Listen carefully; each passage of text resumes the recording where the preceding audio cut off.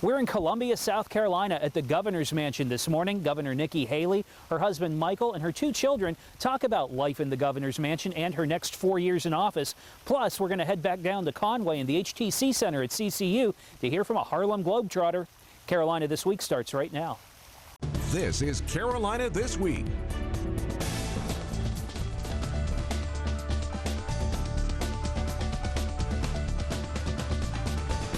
Carolina This Week with Tim McGinnis. Good morning. Thanks for joining us. Once again, we are at the governor's mansion in Columbia, South Carolina, where in just a few moments I'm going to sit down with Governor Nikki Haley, her husband Michael, and their 2 children to talk about life here in Columbia while mom's the governor. We're also going to hear from TNT Maddox with the Harlem Globetrotters and about their upcoming shows here in the area. But first, Governor Nikki Haley. She was recently elected to a 2nd term, and recently she sat down with me to talk about that and a lot more with her family.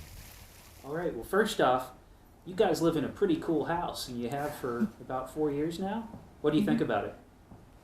Do you like living in the mansion here? Yeah, it's pretty good. It's just like our old house. You know, we still a little bit bigger than our old house. Well, you know, we still have chores. We still have fun in this house. It's just the exact same. Just on a bigger scale. Yeah. Probably didn't have policemen outside your house. No. How about you, Irina? I think it's a little bit different. I mean, I had to get used to it, but we still have to do chores and homework right when we get home. How about for mom and dad? I mean, this kind of puts a different dimension on raising kids. It's not probably like it was pre-Governor Nikki Haley. Well, I mean, I think the biggest thing was we wanted life to be normal. So when we moved to this house, I had to be a mom first, and Michael had to be a dad first. And so it was about making them comfortable. We moved their bedroom furniture in. We made sure that they knew that the only 2 things we required of them was to be at the State of the State and the Christmas tree lighting, and everything else is an option for them. We let them decide what they want to do, and very much keep it to where they still have to do their homework, they still have to clean up, they still have to help with the dishes, and know that this is a normal family. And while we may not live in a normal house, we try and keep it as normal as we can. Does doing stuff like this, do you like this, or would you rather be doing something than talking to a reporter about how you spend your day? She threw that one to you. I think it's different, but I think it's fun. Yeah. And you'd rather be playing basketball. Yeah, I can't blame you.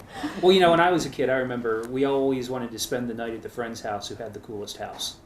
You have a lot of friends who say, "Yeah, let's spend the night at your house tonight." You get that? Sometimes, but it's always fun when I do have friends over. Yeah. Because there's a lot more to do. Yeah. Is it getting normal? Is this normal now? I think it's getting pretty normal, yeah. How about for mom and dad? Is this, I mean, I don't know how being the first family could ever be normal, but is this normal at all? You know what I think is strange is that it's getting to where this is all the kids have ever known. So half their life has been in this house, and I don't know if they really know or remember what real normal was like. For us, you know, it's always a little bit surreal from the standpoint that we're not the only ones in the house. You've got security in the house. You've got cameras in the house.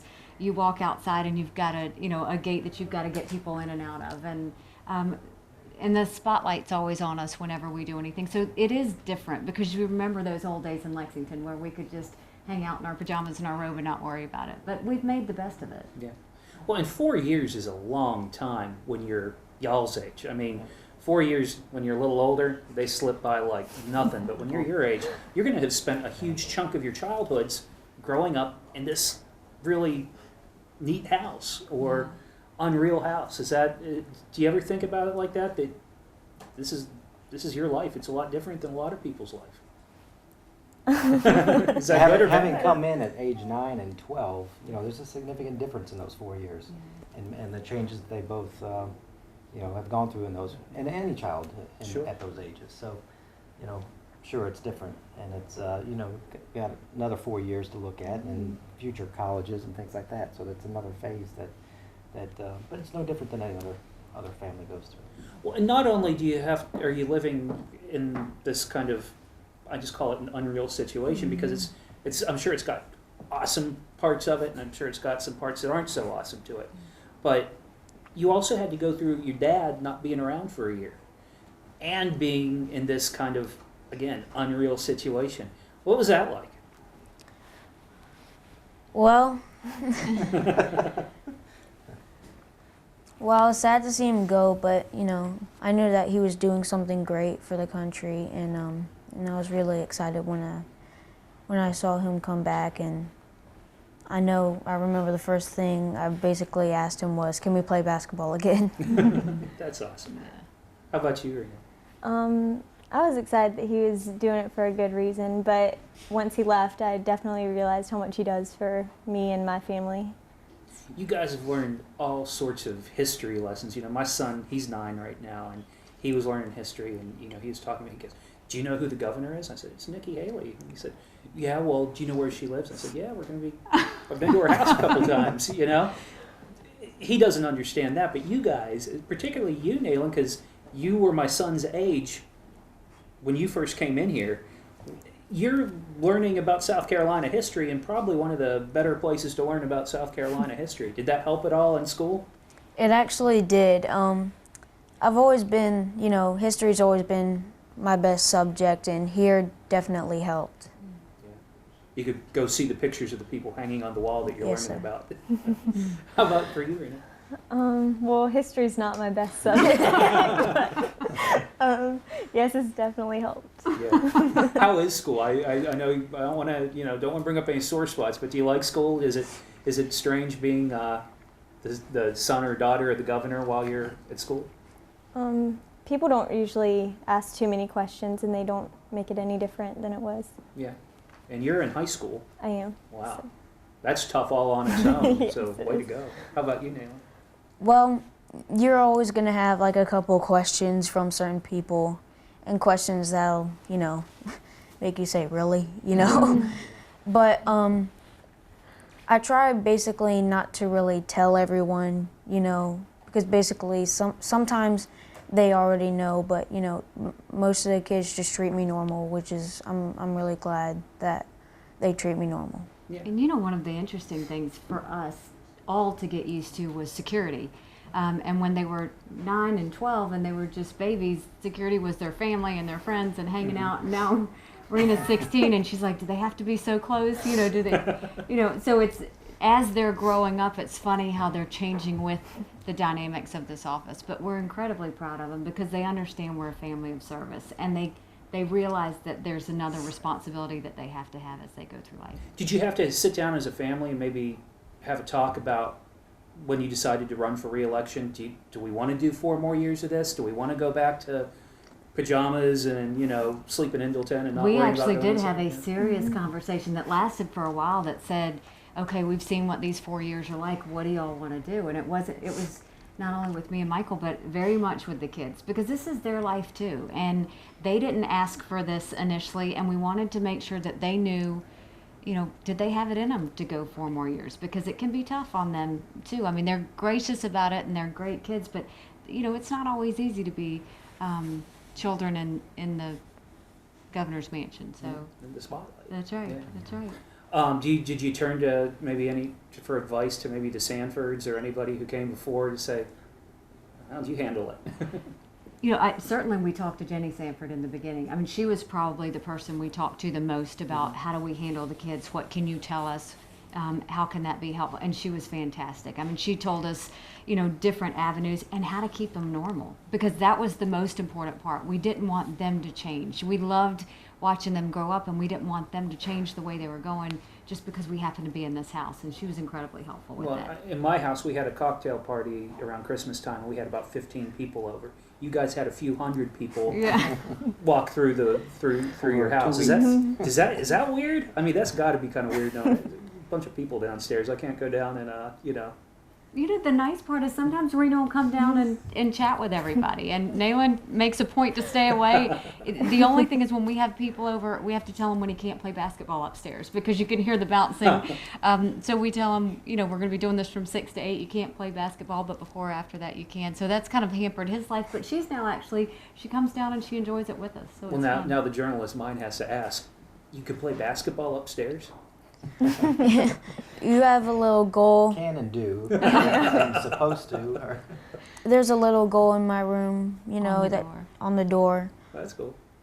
And so, yes, he does play basketball everywhere. And one time we had a commerce dinner with a very important company, and we were sitting there hosting them, and all of a sudden we heard the bouncing on the ceiling. And Michael was deployed at the time, and so I had to quickly get up and excuse myself and remind him that we had people downstairs. Well, and if he needs a private lesson, you could probably call up Frank Martin and see That's if he can come right, over, that's right. you know, work on your jump shot or something like that. The one thing I noticed when I drove in for the first time was the trampoline and the basketball goal. So it does look like you guys have somewhat of a normal way of growing up. One issue we've heard a lot from the governor's office about lately is Atlantic Beach Bike Fest and the violence that happened in Myrtle Beach over Memorial Day in 2014. So how are plans going for 2015? We'll hear from the governor about that and more after the break.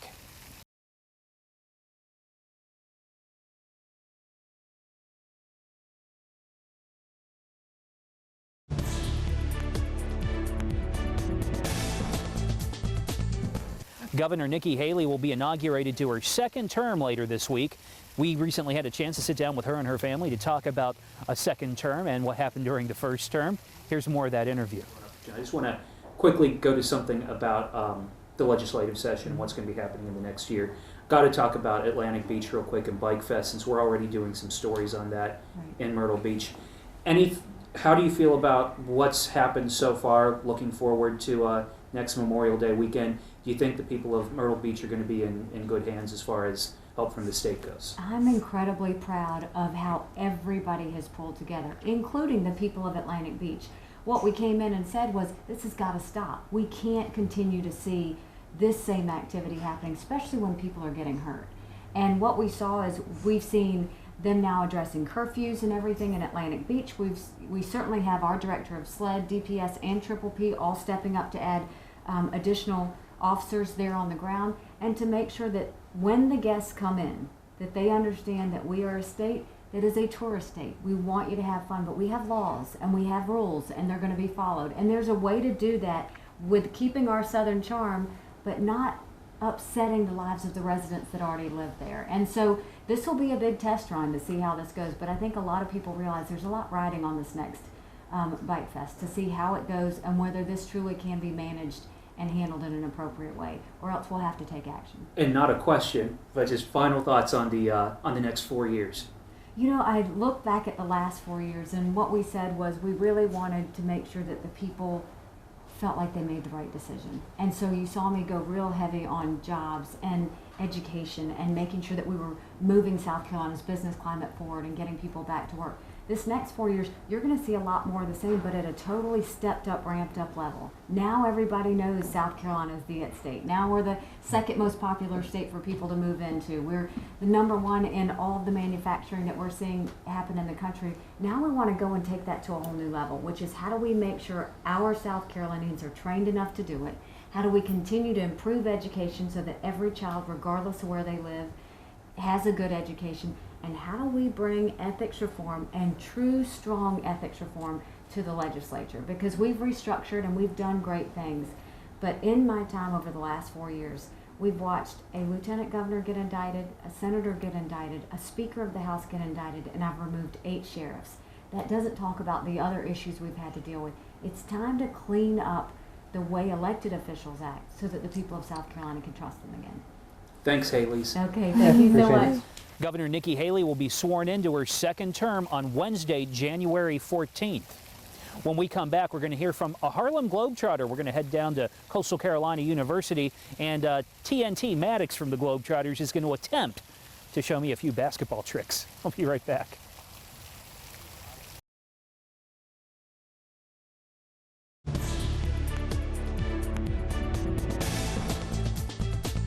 Later today, Sunday, January 11th, 2015, you'll be able to watch the Harlem Globetrotters play at the HTC Center at Coastal Carolina University in Conway.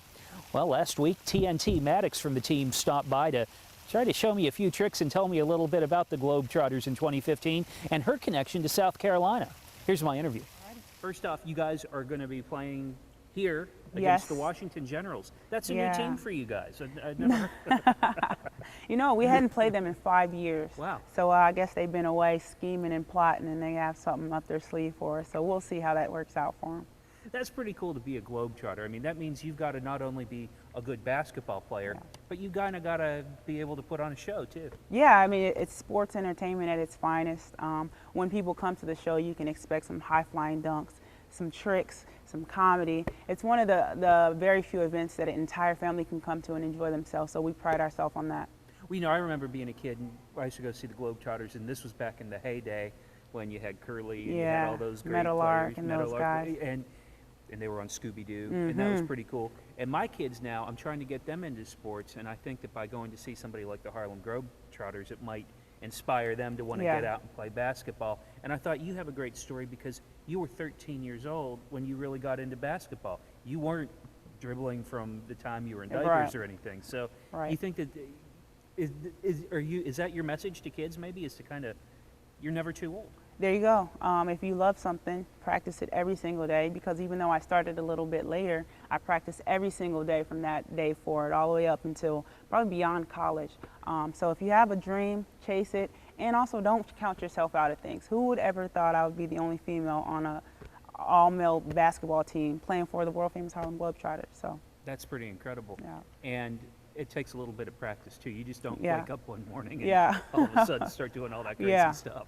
Exactly. I showed up at training camp and my eyes were wide. I'm looking at these guys doing these amazing things with the basketball, but I practice every single day. They gave me, of course, some tips and stuff like that. So I went back home and practiced every day, and I'm pretty good now. I like to think that you have a bit of a South Carolina connection too, because one of your mentors happens to be the head coach of the Lady Gamecocks. Yes, Dawn Staley. I actually played for her in college at Temple University in Philadelphia. And she inspired me to not only be a basketball player, but the things that she was doing in her community and things like that, that inspired me to give back as well. With the Globetrotters, I'm able to do that and more. We go to several schools a year, children's hospitals, community centers, you name it. We're there giving back. So this is a perfect job for me. And you're the only female Globetrotter, and she is the only head coach to not only have played on a #1 team, but have coached a #1 team. That's pretty neat. She continues. I mean, her credentials are insane. That was one of the biggest reasons why I went and played for her. What's your long-term goal? Are you going to stay a Globetrotter forever? Are you going to coach? What are you going to do? I'm definitely going to try and do this for as long as my body will allow. Then after that, we'll see what opportunity presents itself, and then I'll go from there. Okay, well, show me some stuff. All righty. Just let her know, Jordan. Yep. You can go whenever. TNT here with our camel basketball. We have a hometown hero initiative that we're doing. This whole year, people can go on our website and they can nominate a hometown hero, and we'll honor them during the game. But for now, let me show you a couple tricks.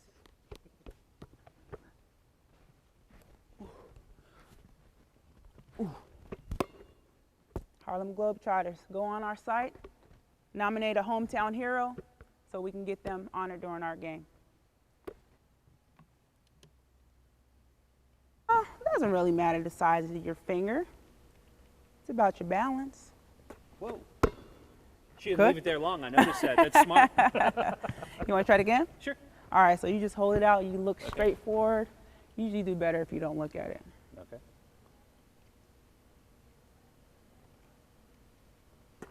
Okay.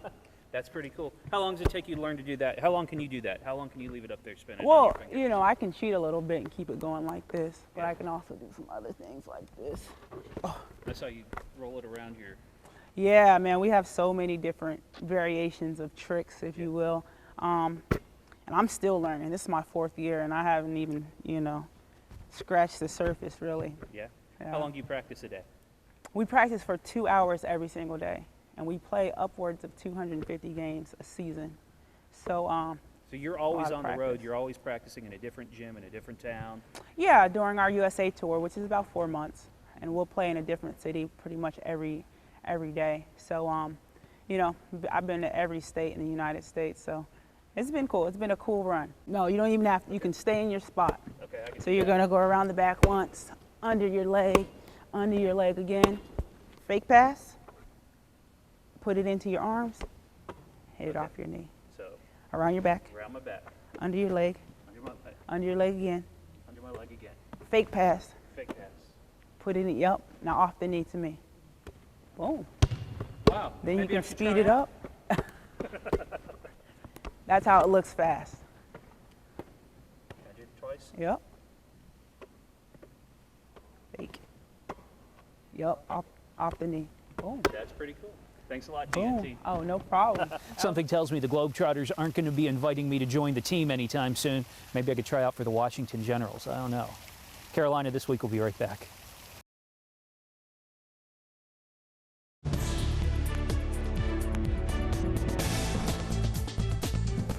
We've been at the Governor's Mansion in Columbia, South Carolina this morning. Thanks for joining us. We'll be back in Conway next Sunday morning. Have a great week.